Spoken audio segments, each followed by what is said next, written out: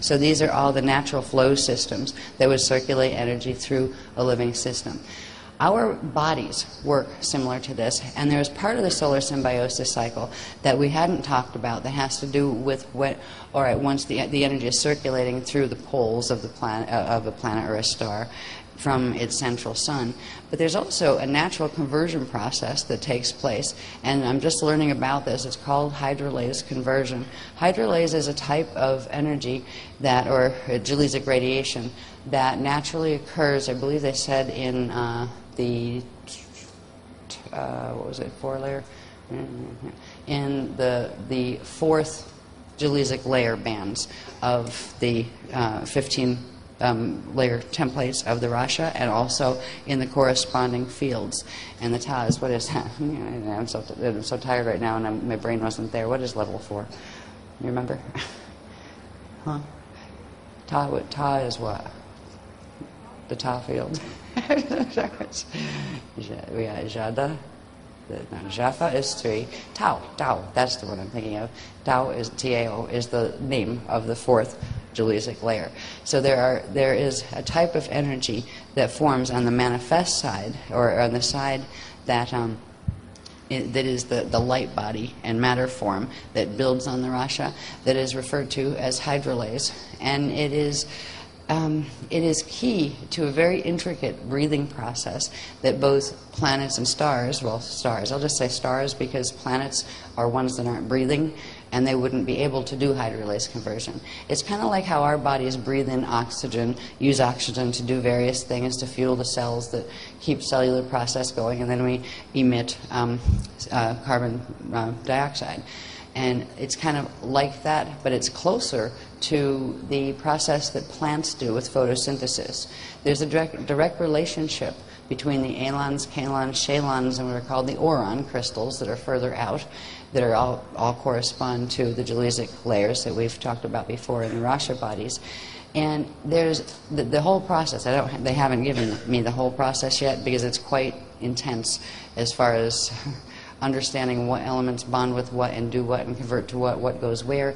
But it is part of the natural prana exchange cycle. And the prana exchange cycle, as we are learning, has to do with bringing in the spirit body and bringing progressively, re-spiritualizing the matter through the prana exchange, building charge. It brings progressively, it allows you to move forward in time by reaccreting your spiritual body frequencies through the iridonis. So the hydrolase conversion is something that would be natural to a living star, and it is a process that ends up with the simplest way to put it, and the way they first brought the concept to me, was to say that first we had an experience with the pool water in our pool where we did some frequency work there, and all of a sudden we just noticed, and it was subtle but distinct enough to notice, that the water seemed to, not the whole body of water, just the water around us was making your legs float.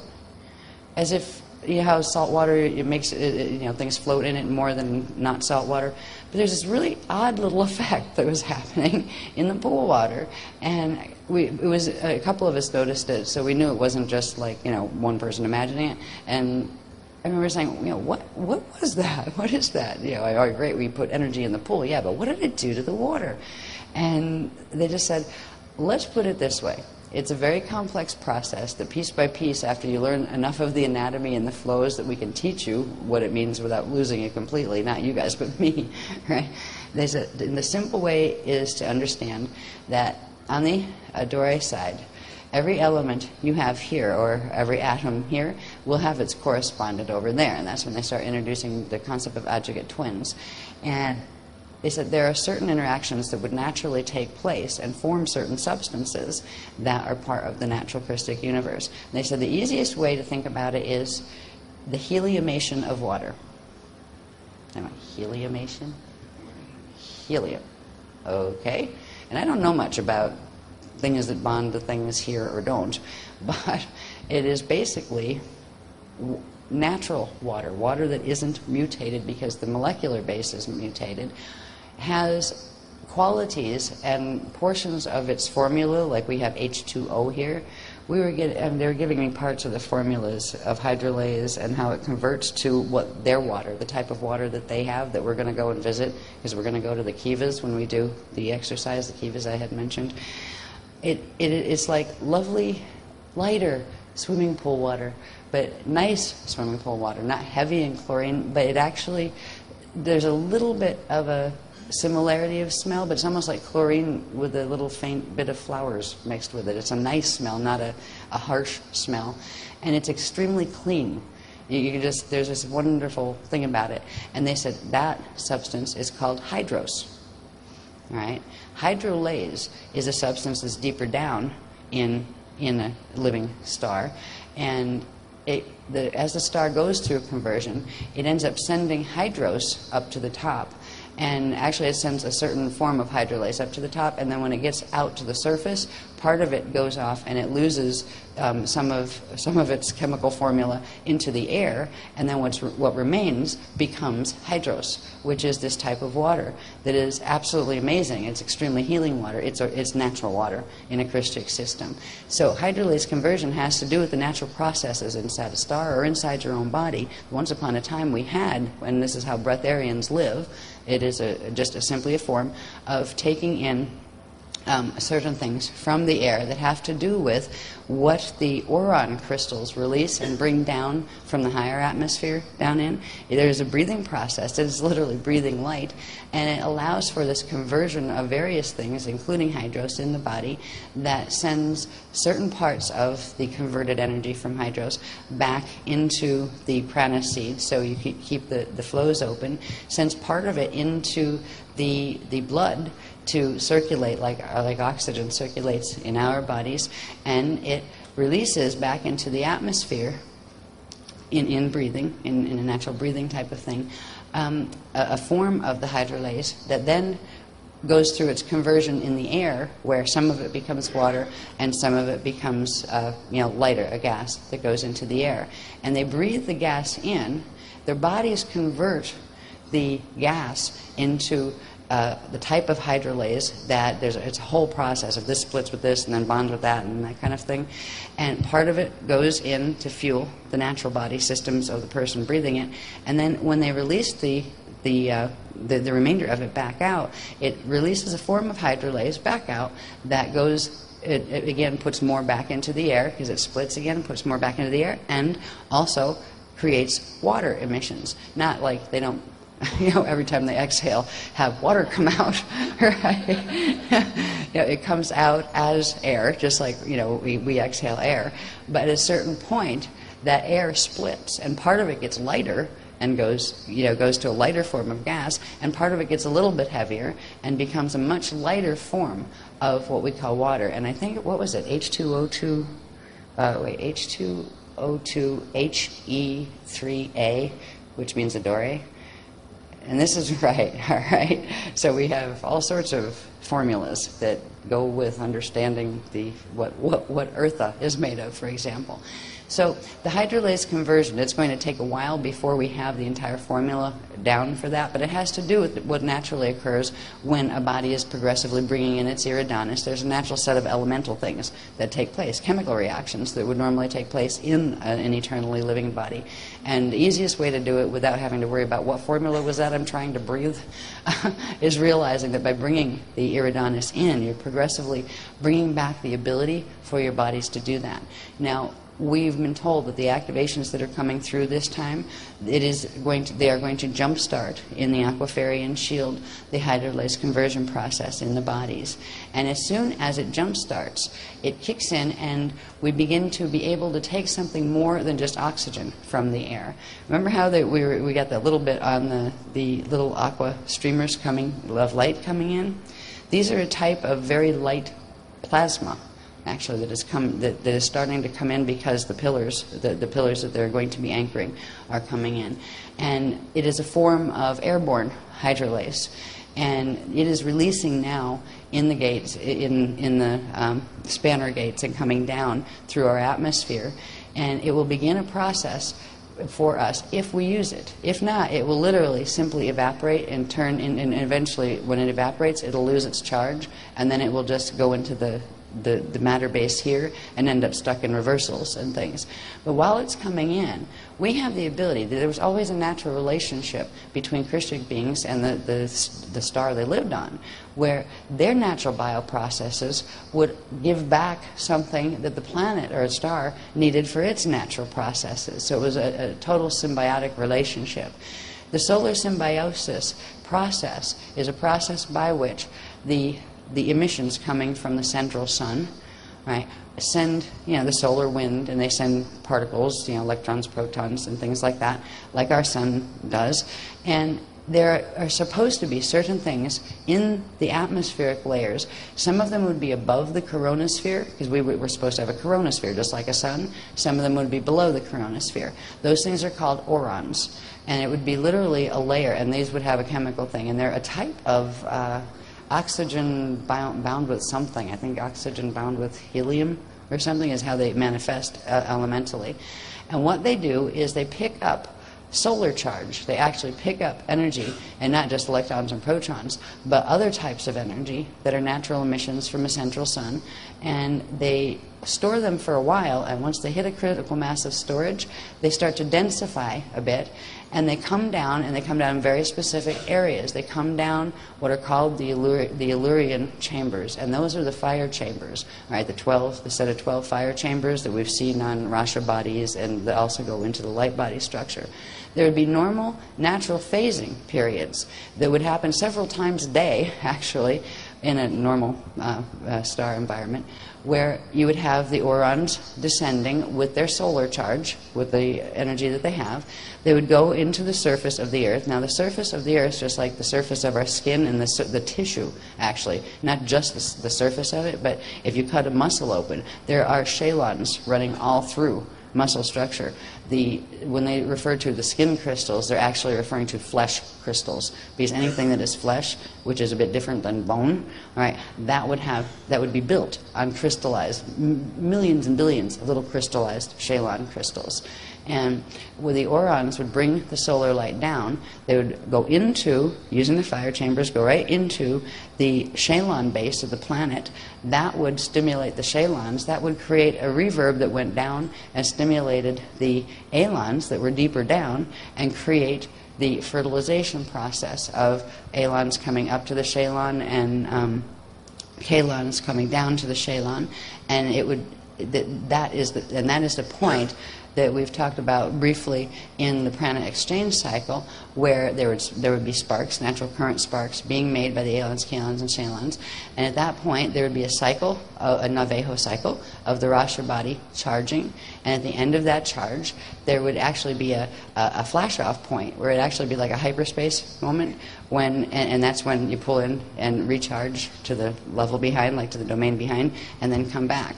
Through this whole process, the natural layers of this substance called hydrolase go through a conversion process, where that energy that is being brought in, that is stimulated by the solar light that is brought in by the orons, that creates the reaction in the alon, kalon, chelon sets, that process has to do with activating the level 4 of the hydrolase in the body and initiating certain changes in it. And they're chemical changes in the planetary body, and we have those layers in our own bodies as well.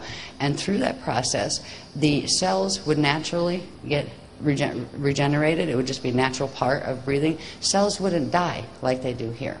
All right? You would get to a certain level, and that level would be age 33, when you filled out the cellular blueprint, right? The natural cellular blueprint for a hominid, angelic human, or indigo.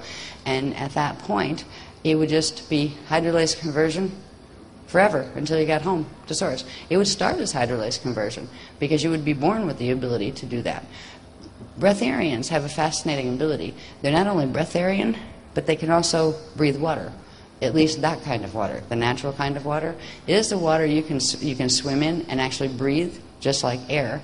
And the air that is on Eartha and on other Christic places is very, very light, and gravity doesn't do what it does here, where you can actually swim in the air, right? There's a way that you get used to, like, walking gently so you don't bounce, because it's really, really bouncy. So there's a type of matter that is different than here. And it's not that that is the exception to the rule. This is the exception to the rule because of the mutation. So the natural hydrolase conversion process has to do with the natural solar symbiosis cycle. There's a symbiotic relationship between life forms and their star environment, and between that star and its central star, and between the central star and the other stars in the galaxy that's a part of. Galaxies and universes are supposed to breathe as one massive entity. And ours is not able to do that anymore because its natural structures by which that breathing occurs no longer function. However, because we are still in a host star, Eartha is still here, it hasn't star-fired yet, and because we do have the Navajo gates opening, the Spanner gates are actually all at some level of activation at this point, we have a unique ability to, because the Aquafereion shield is here to hold the host, we can anchor it. The planet might not be able to fully anchor those frequencies. And if they tried to bring them in, it would actually probably make the core explode. But while the Aquafereion shield is here, we can absorb it. It will give us the healing we need to be able to jumpstart our own hydrolase process, because we need to be able to do it to slide. Hydrolase conversion is related to what they've been talking about pieces of for a while, which is the production of celestaline. And that is the chemical that actually allows the chemical systems in the body to change to release the biolock, the time vector biolock on the atoms that you're made out of, so you can go through the atomic shifts involved with passing through gates and things. So hydrolase conversion is part of the celestaline process, which is part of the natural ascension process. We'll be learning more about that for a while, I have a feeling, because it's really complicated. I saw some of the diagrams. Prana does this, Mana does that, Ki does this, Chi does that. I mean, there's all sorts of flows that we don't even know about. They haven't even explained what part of the anatomy they're with. So that's some of the stuff we're working on. But if we can at least understand that there is supposed to be a natural solar symbiosis process that we are moving into, and it involves directly the Alon, Kalon, Shalon, and Orons that we've talked about, those crystalline bands, those crystals that are in our anatomy, and they're also in the anatomy of Earth and Eartha and the cosmos. And it is those phasing, just like in prana exchange, it is prana exchange. We are getting a unique opportunity, and this is the first time and probably the last time we'll ever be able to do that on this planet, is they are releasing a hydros wave in several, which means it will come into the core and actually go back out this way. It'll come into the core down the central column, and that must be a feat, because they're going to, as far as angular relationships, but they're going to bring it into the core through Shala 13 gate and then expand it outward through the Illyrian chambers.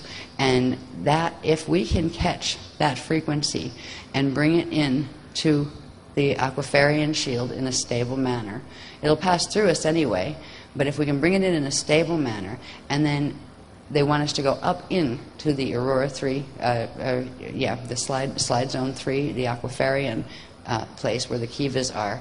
And if we catch that wave, we'll first go there and soak in we're going to be soaking in the pools there for a little bit to begin a natural healing process that will allow for us first to reconnect our own personal Akashic records. Once we have done that as a shield, once we begin the process of bringing that Adore side, first of the first 8 cells, back into its natural organic relationship, which will open up the Illumin point in our own tailbones, which will have enough energy to transmute the buckyball in our head, as far as the mutated original one from the Ettore side, because that's what's holding the mutation in the body.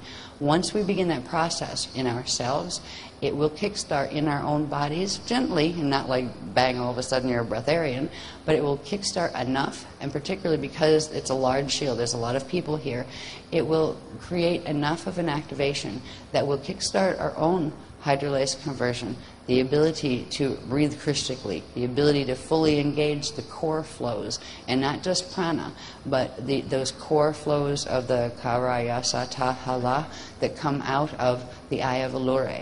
And once we can do that, if we take that ability and just go stand just ankle deep in the water when certain of the main activations are coming through the gates. And they will come through this one first. They will hit Kalan first. They'll come from the orons. They're going to come, once that wave comes out and goes up, there will be a response. And that response is what's going to take place at dawn.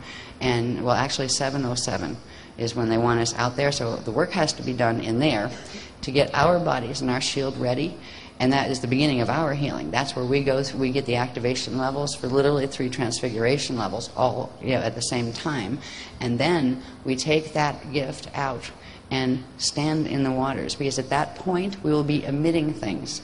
Our bodies will very quickly start these subtle emissions through the skin that are natural, as if we were releasing hydrolase, and it actually will come out with our breath as well. A little bit of that in the water, and it proportionately compared to the size of an ocean is a very little bit. That will be enough for some of the elemental kingdom of Earth in the water to actually pick up to get kick-started as well as far as the hydrolase process. It will allow some of a percentage of the Earth to bond with its connection point through the Adore side to the Ascension Earth. So it will allow for some of the Earth body to be able to slide. And if we stand in the water as a group and just gently breathe, or possibly sing whatever it feels like we want to do, and it doesn't have to be for a long time, you don't have to go deep or anything, just just ankle deep is all it takes. But our bodies will emit enough of a hydrolase subharmonic wave. And it will be almost like, I keep having something that will be cool if it turned aqua around us, you know what I mean? I don't know if we'll do that, but if it could be that strong or not. But our bodies will begin producing new substances after the activations that take place, both in there and then out there. Because once we release a hydrolase wave into the water that still has any Kryst left in it, as far as that can pick up that encryption, will go through a very rapid hydrolase conversion itself and send us back something, some kind of natural organic thing that releases from it, and it has to do with some form of oxygen that actually gets breathed through the skin, and it will allow a level of healing and cellular activation to the transfiguration point base pulse rhythms to happen very quickly. So as we first heal a bit of ourselves, take that healed bit, put it in the water, and give that healing to the water will then very quickly turn around and send it back. And this is the beginning of engaging the solar symbiosis process. Because it's not just the sun that's involved in it. The sun, it's UV light that is involved. Just like with plants, UV light is significant in the photosynthesis process.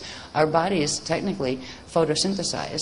We don't have to have green blood to do it, but it's fascinating because they're explaining that actually, how our blood is blue and when it has oxygen in it, it's red. So we actually have a bit of that blue blood.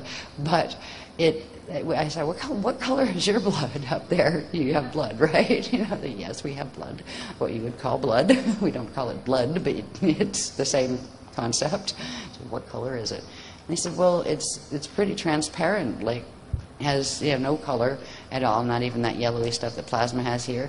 But when it's actively carrying hydrolase in, when it's on its cycle where, just like when we breathe in oxygen, our blood goes red, it goes aqua, pale aqua, green like the flame colors. So they have aqua blood when it's on its feeding the body cycle, and then it releases that way, it feeds the body and then releases the other type of hydrolase back out into the atmosphere, and then it goes back to being clear. So there are body changes that eventually, when you get to be a Christic being, you will have.